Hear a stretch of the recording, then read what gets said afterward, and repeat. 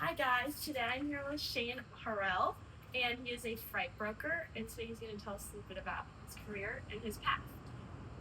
So first, could you tell me what a freight broker actually does and what drew you to this industry in the first place? Yeah, absolutely. So nice to meet you guys, Shane Harrell. I've been a freight broker for about 10 years now, and it's basically just supply and demand, transportation, the plant, the Gatorade that's on the table, the sweater you're wearing, trucking in general. So all the truck drivers that are on the road, a lot of people don't know this, but almost every single truck that's on the road, there's a broker Mm-hmm. that that's in between them getting the product and getting the truck off the road. There's normally a broker in between. So Okay. yeah. And what drew you to this industry in the first place? So my brother Julian, he had a friend that went to Cathedral High School with him in Indy, and started a brokerage back in 2015, I think. And we were at a cigar lounge. I was 22, I believe, and I didn't know what I wanted to do. No college, no nothing. And I was working at a warehouse as a supervisor, and they brought up logistics, and I just said, "Can I do an interview?" And they made me call them for about 3 months before they gave me a shot. But that's what got me into it. So Interesting. I didn't even know what it meant. Yeah. So, Yeah, it's not something you talk about really. Like I haven't heard anything about it. yeah. So fright. So as you're saying, fright isn't something most people learn about in school. Um, how did you exactly get in? I know you said you through your brother and stuff, but like how did you kind of learn how to like get into it and like how did you get yourself settled in it? Of course. So when I first got into the industry, I guess I kind of fit into it really well just because of the supply and demand part. Like somebody needs something, and you have what they need, you make the money in between. When I got there, my initial role was as a dispatcher. That's kind of what everybody comes in as, just to kind of learn the ropes. You, with that being said, you just kind of schedule, make sure drivers are on time, make sure their appointments are set, and make sure paperwork's being uploaded properly. And as you do that, you kind of learn as you go. Okay. So you also have to learn the market too, which Yeah. is a big part of it. Coming out of certain areas in the country Yeah. and certain times of the year, Yeah. a lot cheaper or a lot more expensive. For example, right now, produce is kind of basically over now. It's kind of during produce season though, coming out of Florida is very expensive. Going in, you can go in for probably, let's just say from Illinois to Miami, maybe 1,500 miles. You can pay somebody $1,500 to go down, but come because they know, especially if they have a refrigerated unit, because of produce, they know coming out they're going to get $4 a mile. So they'll get $4 or $5,000 coming out. So it's just Okay. different times of the year, different states. Okay. Wow. Yeah. So what does a typical day look like for you as a freight broker? Typical day, I get into the office, and normally I'm it, not a good thing, but I normally take quite a few calls on the way in because I work like an hour away. As soon as I get in, though, I start reaching out to drivers, make sure they're on time for their appointments, if they have pickup or delivery appointments. Get the estimated time of arrival from them, provided to the customer. Normally, there isn't any issues, but it's the industry. So if they have like a flat tire, or if they're running behind, if there's any type of delay, you want to let the customer know before it happens, so they don't have to reach out to you first. So in the mornings, that's really the first thing we do. It's just updates. Okay. Yeah. Yeah. Um, how do you build strong relationships with clients and carriers in a fast-paced and high-pressure industry? So it's tough, especially post COVID. Pre-COVID, the industry was cream of the crop. It was a lot easier. Once COVID happened, a lot of people lost their jobs. Obviously, it was really tough. That's actually how our company started, UZB Freight. They had normal jobs, three brothers, and when they all lost their jobs in COVID, they took all their money and they bought a truck. And then they slowly built it over time, and they turned it into a 300 truck company now. So I mean, and as far as relationships go, especially with carriers, you just have to make sure to be honest. I would say that's and with customers, the number one thing, because it's not a shady industry, it's a great industry, but you're always going to have, the bad apples in any industry. Yeah. But honesty, I would say, is key in this industry. Even if you think your customer doesn't want to hear it, just be honest with them. And Okay. the same as drivers as well. It goes a long way, honestly. Okay. So Yeah.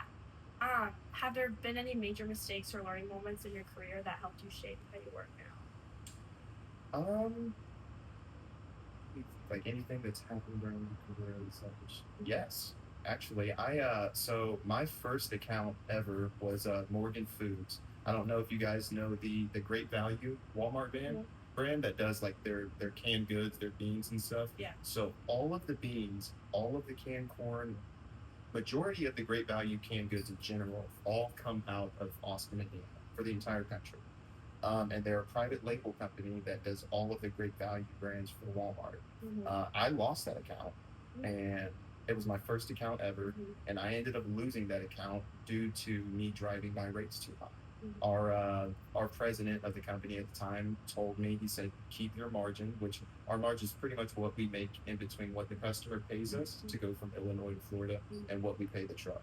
So then we make the money in between. The company told me to stick at around 15 to 10%. I was being greedy.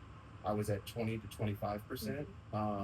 They did a review at the end of the year. They found that my rates were too high and I lost the account. So that's another thing that was a really big learning lesson. I would rather have $101 loads than one load that was $1 or one load that was. Yeah. So. Okay. Yeah. What's one thing people misunderstand about the logistics industry that you wish people knew? I think a lot of people just have no clue what goes into it. You know, like what it really takes for us to even get our mail. Yeah.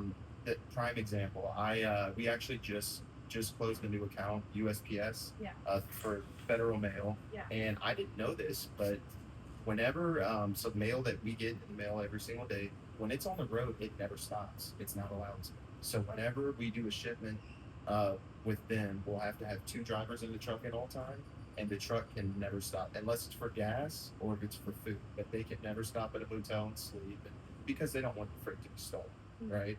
But I would say that that's really important. Yeah.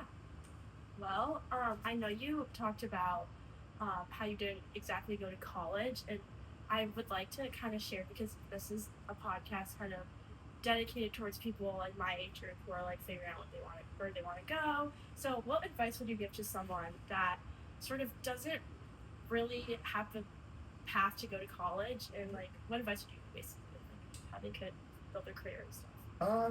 Especially if they're not going into college, I would say specifically, there's a lot, especially in this day and age, right? There's a lot of things you can do without going. I still highly recommend college. I do. I wish I would have went. I'm not going to say I got lucky, but I am happy that I still ended up with a career that I'm happy with without going to college. But I would say this day and age, I mean, unless it's, some type of streaming or something like that, entrepreneurship where you're online, I would definitely still go. But if you don't, especially with sales, it's really, you can really get yourself out there. Because you don't, in this field, if you go and you ask for an interview, they're going to ask you if you have your bachelor's degree. And if you don't, they'll still give you a shot. What it really comes down to is just drive. Either you have that hustle in you and you want it, or you don't. That's the main thing with being a broker. You got to make 100 calls, 200 calls a day. You're going to have to send 100 emails a day. You're going to hear no 1,000 times, and you're going to have to keep going. You're going to hear no probably 1,000 times before you hear yes once. So, college can do a lot as far as, learning things, connections, relationships in college are huge. And I think I missed out on that a lot, and I'm trying to catch up on that being here in Chicago. So it is very important, but I feel like it can't teach you certain things. You either have that drive or you don't. Yeah, definitely. So my last final question is going to be, if you could give advice to your younger self, like not knowing what you're going to do and like all that stuff, what would you say? I'm sorry. I literally, did you guys get a chair? I thought I was supposed to chair. I'm sorry. That would have been crazy. My younger self, guys, Julian is the golden child. He went to college. His life he did the right things. I messed up my life a lot. When I was younger, I got into a lot of trouble. I screwed up a lot. So if I could go back and tell myself one thing, it'd probably just be stay dedicated, Mhm. keep your head down, and stay focused. Mhm. Stay focused on what's important, and don't allow yourself to get sidetracked um, with the internet, your friends, what you see. It's all a facade, you know. It is. Stick to what's important, your family, and your future. You know, and I allowed myself to get sidetracked, and I paid for it, and thankfully, thank to God, I'm doing really well. So Oh my god. Yeah. I've been doing logistics for about, I think I already told you that, 10 years Yeah. now. So yeah, it changed my life. Yeah. Well, this is great. I mean, this is definitely something I like to find careers that it's not really talked about, not really at school. Like we don't really go over this that much, so Yeah. it is interesting. And yeah, thank you Absolutely. so much for Absolutely. answering a couple of questions. Yeah. And yeah, Sorry, thank you. guys. I hope I did well. You